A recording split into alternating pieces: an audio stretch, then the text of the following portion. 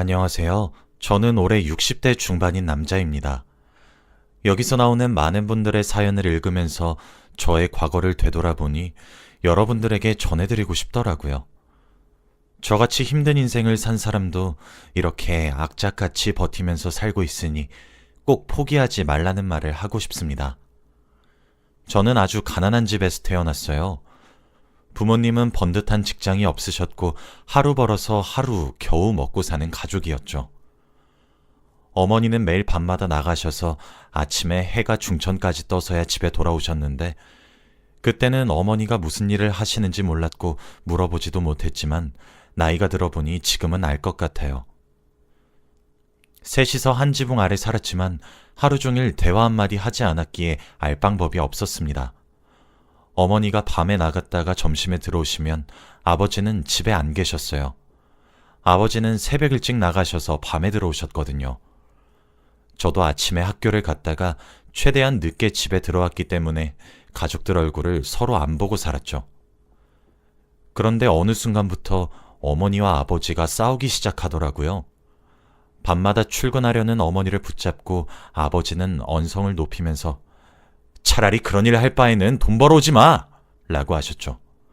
그때 저는 집안의 말소리가 들리는 것조차 신기했기 때문에 어머니와 아버지의 싸움의 심각성을 알지 못했어요. 옆에서 조용히 부모님이 싸우는 모습을 지켜보았습니다. 아버지는 어머니에게 또 그놈 만나러 가지?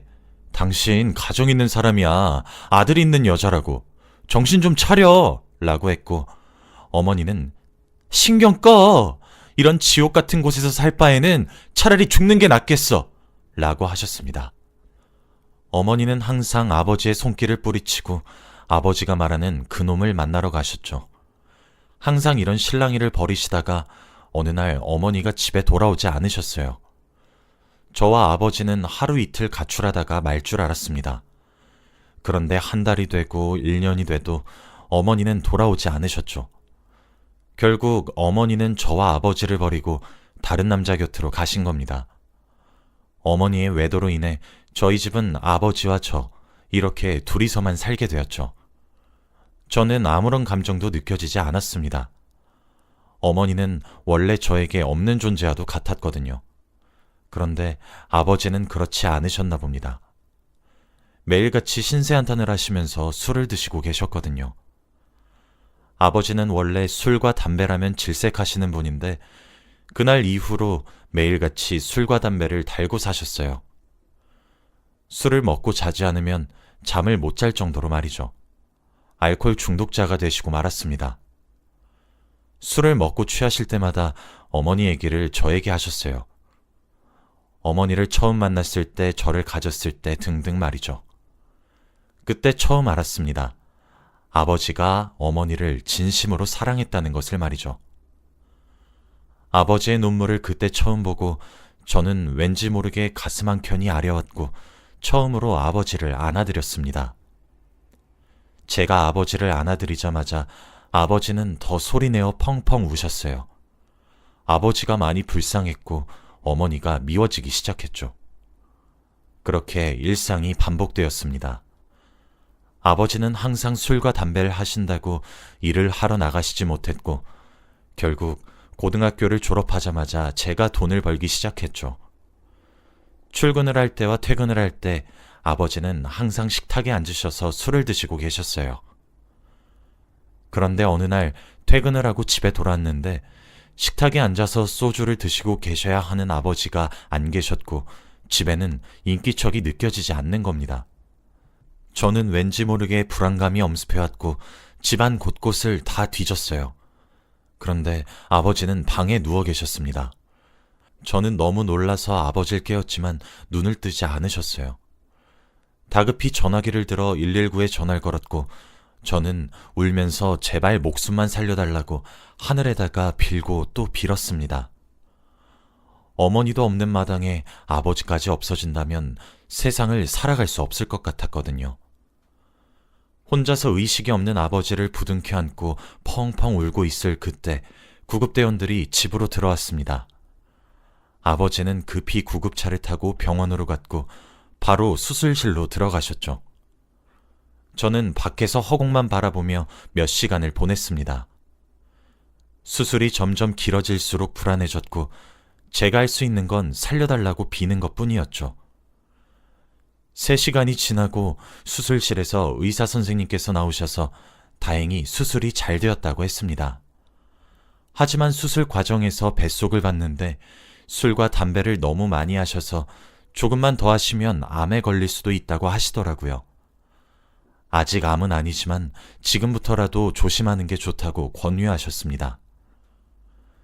저는 의사 선생님께 감사하다고 허리를 숙여 인사를 드렸고 아버지는 며칠 뒤 퇴원을 하셨죠.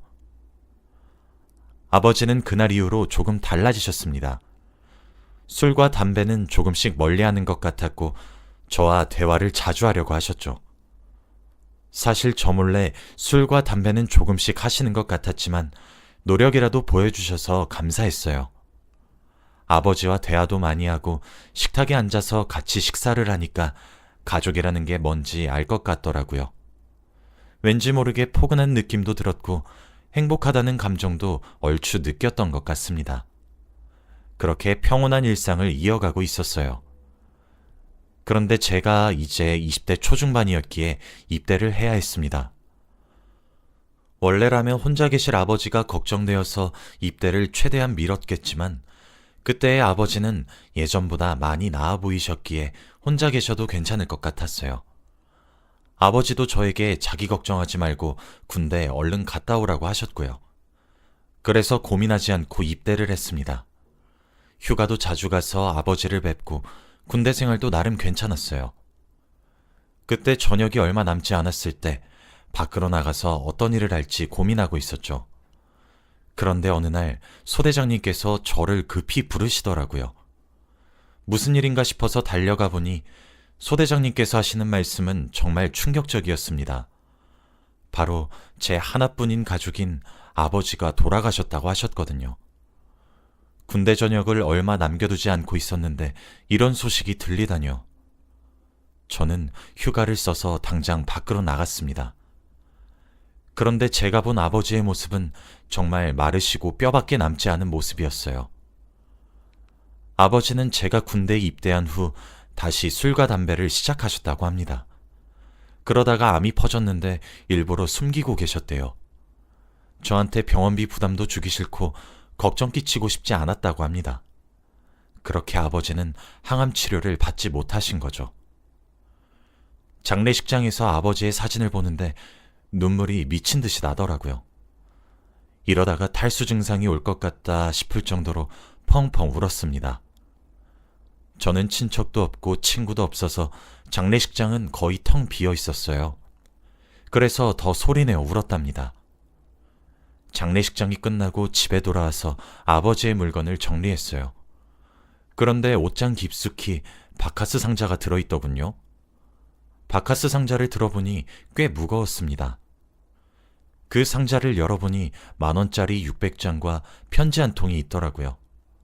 바로 아버지가 저에게 쓰신 편지와 돈이었습니다. 편지째를 열어서 내용을 확인해 봤어요. 아들아, 미안하다. 난 이제 얼마 살지 못할 것 같구나. 우리 아들에게 유산이라고 물려줄게. 고작 600만 원이 다네. 이걸로 아들 하고 싶은 거 다 해.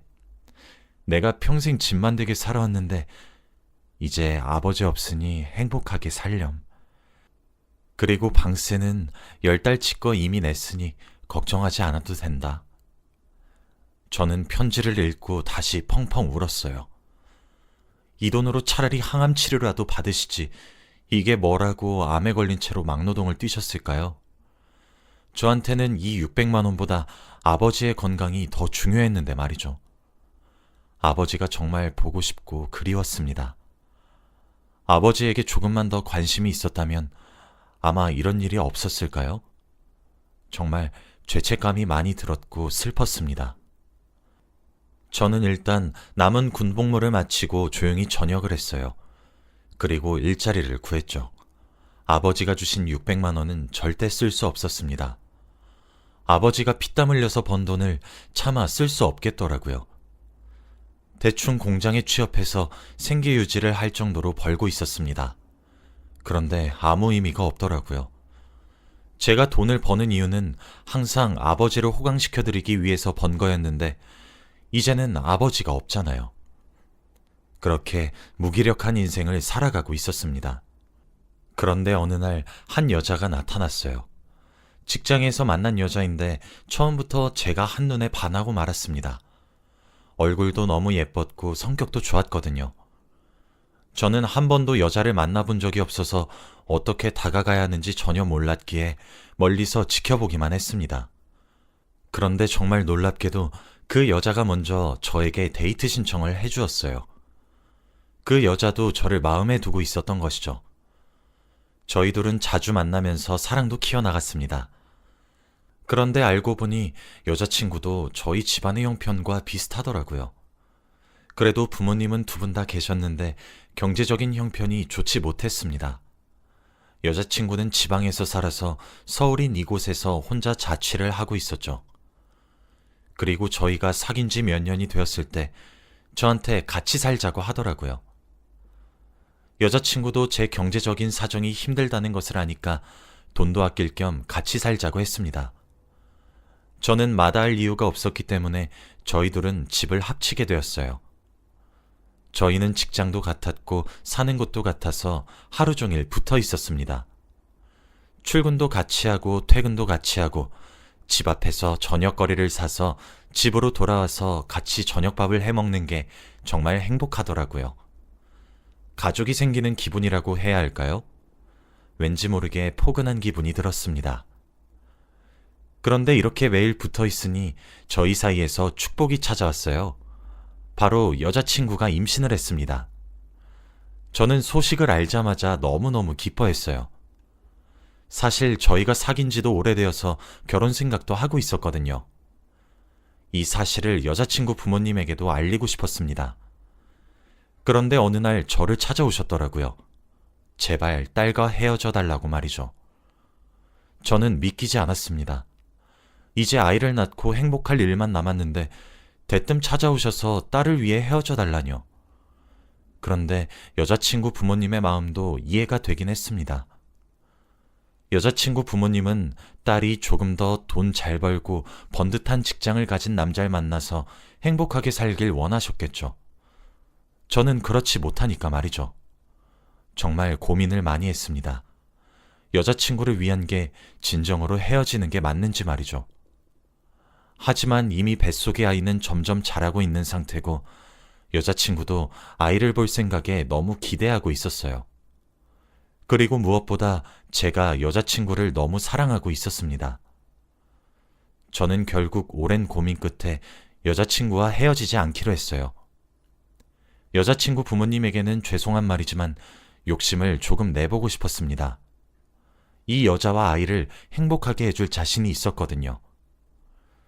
저희는 다시 행복한 나날들을 보냈습니다. 혼인신고도 하고 결혼식은 올리지 못했지만 말이죠. 이제 여자친구에서 아내가 되었답니다. 아내는 임신을 하고 있어서 출근을 하지 않았고 저만 회사에 갔어요.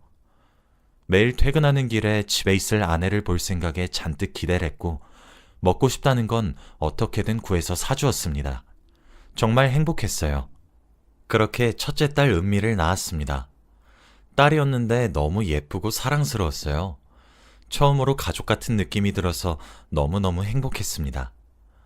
육아는 역시 힘들긴 했지만 그래도 그만큼 배로 기쁘더라고요. 낮에는 아내가 육아를 하고 퇴근하고 나면 제가 아내를 많이 도와주었습니다. 저희 부부는 싸움을 거의 하지 않았어요. 아내가 워낙 착했거든요. 정말 행복한 날들의 연속이었는데 또 행복한 일이 생겼습니다. 바로 아내가 둘째 아이를 임신한 거였어요. 아내는 예전부터 아이는 2명을 낳고 싶다고 자주 말했던 사람이었는데 드디어 저희에게도 둘째가 생겼습니다. 저는 그 소식을 듣고 온 동네를 뛰어다녔어요. 너무 행복했거든요. 이제 과거의 슬픔은 다 청산하고 행복할 일만 남을 줄 알았습니다. 아내는 임신한 몸을 가지고 첫째도 봐야 했어요. 정말 마음이 아팠지만 저는 밖에서 돈을 벌어야 했기 때문에 많이 도와주지 못했죠. 제가 할 수 있는 건 밤에 육아를 하는 것과 주말밖에 없었어요. 그래도 아내 배가 어느 정도 나왔을 때 의사 선생님께서 성별을 알려주셨습니다. 왕자님이라고 하더라고요. 저와 아내는 더 기뻤죠. 그렇게 출산할 날만 기다리고 있었습니다. 그런데 행복은 왜 오래가지 못하는 걸까요? 어느 날 낮에 회사에서 일을 하고 있는데 급하게 전화가 걸려왔습니다. 저는 누구한테서 전화가 온지 확인도 못한 채 전화를 받았어요. 그런데 저는 너무 놀라서 그만 기계에 다칠 뻔했습니다. 바로 병원에서 온 전화였거든요. 지금 아내분이 교통사고로 병원에 오셨거든요?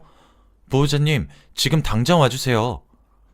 저는 동공이 흔들렸고 손이 덜덜 떨리는 채로 병원으로 뛰어갔어요. 가는 내내 제발 살려달라고 빌었던 것 같아요. 마치 아버지가 병원에 가셨을 때처럼 말이죠. 병원에 도착해서 정신이 혼미해진 상태로 아내를 찾았습니다. 이미 수술 중이라고 하더라고요. 저는 몇 시간 동안 수술실 앞에서 기다렸어요. 그때 장모님과 장인어른이 오셨습니다. 저에게 헤어져 달라고 부탁하셨을 때 보고 그때 처음 뵈었어요. 장모님과 장인어른은 저를 보고 펑펑 우셨습니다. 자네가 그때 헤어졌다면 우리 혜진이 이렇게 다치지 않았어.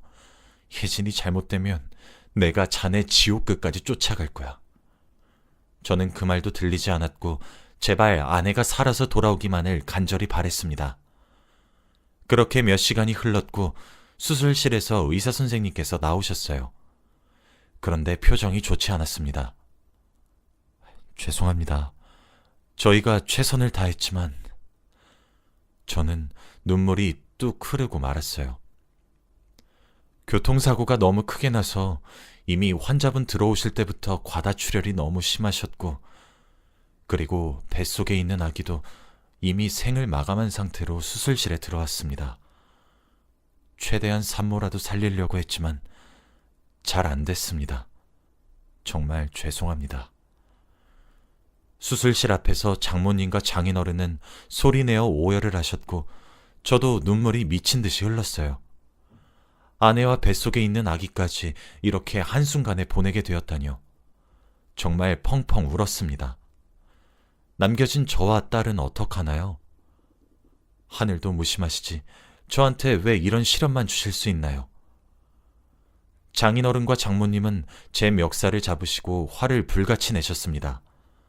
저는 다 받아들였어요. 제가 잘못했다고 생각했거든요. 입이 10개라도 할 말이 없었습니다. 하루아침에 아내와 아이를 잃은 사람의 마음은 말로 표현할 수 없어요. 세상이 무너지는 기분입니다. 아무 소식도 모르는 첫째 딸아이한테 어떻게 말을 해야 할지도 모르겠더라고요. 슬프다는 말로는 감정이 표현되지 않아요. 교통사고를 낸 사람에게 합의금을 6억을 받았습니다. 그런데 그게 무슨 소용이 있나요? 이미 아내와 아이는 세상을 떴는데 말이죠. 아직 세상의 빛을 보지도 못했던 아들과 소중한 아내의 목숨값이 고작 6억이라니. 정말 화나고 분했지만 화낼 힘조차 없었습니다. 몇 주가 지나고 집에 돌아왔지만 힘이 나지 않았어요. 퇴근하면 해맑게 웃으면서 저를 반겨주던 아내가 없잖아요. 매일 밤에 꿈에 아내가 나왔습니다. 그러면서 행복한 일상을 같이 보내요. 꿈을 꾸는지도 모르고 정말 행복하게 지내다가 아침에 눈을 뜨면 정말 슬픕니다. 모든 게 다 꿈이라는 사실을 알게 된 순간 눈물이 나요. 그래서 꿈에서 아내를 안 보기 위해서는 밤마다 술을 먹고 자야 했습니다. 그러면 꿈을 꾸지 않았거든요. 저는 습관처럼 퇴근하고 집에 돌아오면 술을 먹었어요. 첫째 딸을 혼자 두고 말이죠. 그런 일상이 반복되니까 회사에서도 잘 적응을 못하겠더라고요. 매일 실수를 하고 술도 덜 깬 채로 출근을 하니까 결국 회사에서도 잘리고 말았습니다. 집에만 있는 시간이 늘어나니 술은 더 먹었어요. 이렇게 살다 보니까 문득 과거의 아버지가 떠오르는 겁니다. 매일 술을 달고 사셨던 아버지가 생각이 나면서 왠지 모르게 아버지의 마음을 이해할 수 있을 것 같았어요. 그때 저는 너무 어렸기에 아버지가 바보처럼 술만 드시는 게 이해가 안 됐는데 지금은 그게 제 상황이 되어 보니까 아버지의 마음을 공감할 수 있을 것 같았습니다.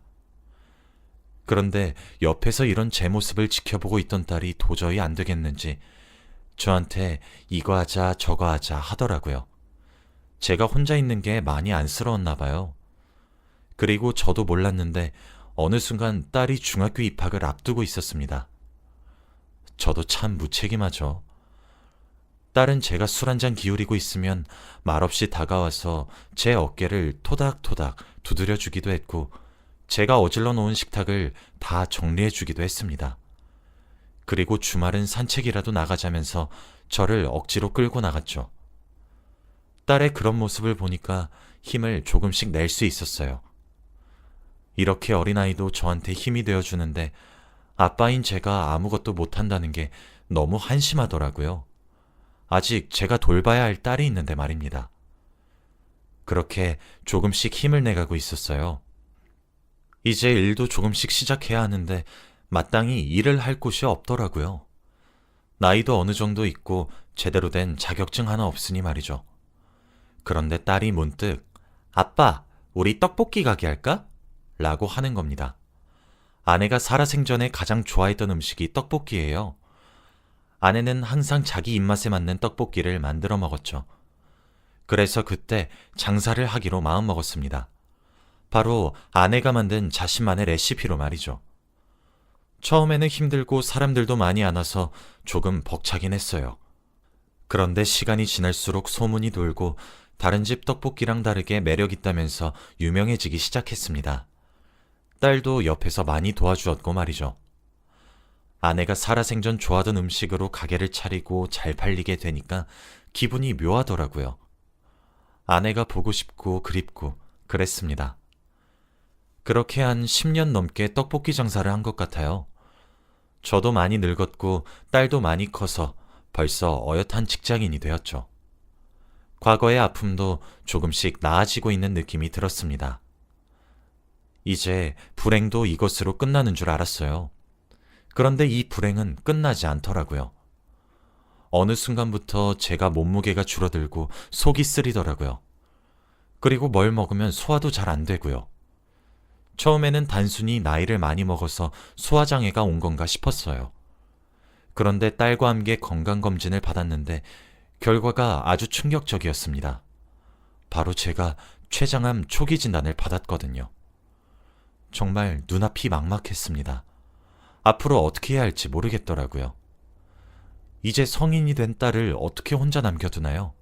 그리고 떡볶이 장사는요? 제가 남은 인생의 목표가 딸의 결혼식 날 같이 입장하는 거였어요. 신부가 아버지의 손을 잡고 입장하잖아요. 딱 그걸 해보고 눈을 감는다면 후회가 없을 것 같았습니다. 딸도 저의 암 소식을 듣고 펑펑 울기 시작하더군요. 딸이 너무 불쌍했습니다. 혼자서 정말 힘들게 살아온 아이인데 말이죠. 저는 잠시 떡볶이 장사는 중단하고 열심히 항암 치료를 받기 시작했어요. 정말 힘들고 아팠지만 견뎌야 했습니다. 딸이 결혼을 할 때까지는 말이죠. 사실 딸은 결혼할 남자가 있어요. 자주 저희 집에 놀러 오기도 하고 오래 만난 남자친구여서 결혼도 생각하고 있다고 했죠. 저도 물론 괜찮은 남자인 것 같아서 찬성했고요. 하지만 결혼을 급하게 할 생각은 없었던 것 같은데 저의 암 소식을 듣고 둘은 결혼을 더 앞당겼습니다. 바로 제 마지막 목표를 이루어주기 위해서 말이죠. 지금 생각해봐도 딸과 예비 사위한테 너무 고맙습니다. 며칠 뒤 딸의 결혼식이에요. 그날을 위해서 항암 치료도 열심히 받고 있죠. 제가 마지막으로 원하는 건 딸이 꼭 행복했으면 좋겠어요. 딸한테 갈 불행을 제가 다 겪은 거라고 해주었으면 좋겠습니다. 혼자서도 정말 잘할 수 있는 아이거든요. 떡볶이 장사는 딸한테 물려줄 생각입니다. 딸이 하고 싶다고 했거든요. 이제 딸의 결혼식 날만 지나면 저는 후회가 없을 것 같습니다. 제 이야기는 여기까지예요. 들어주셔서 감사합니다.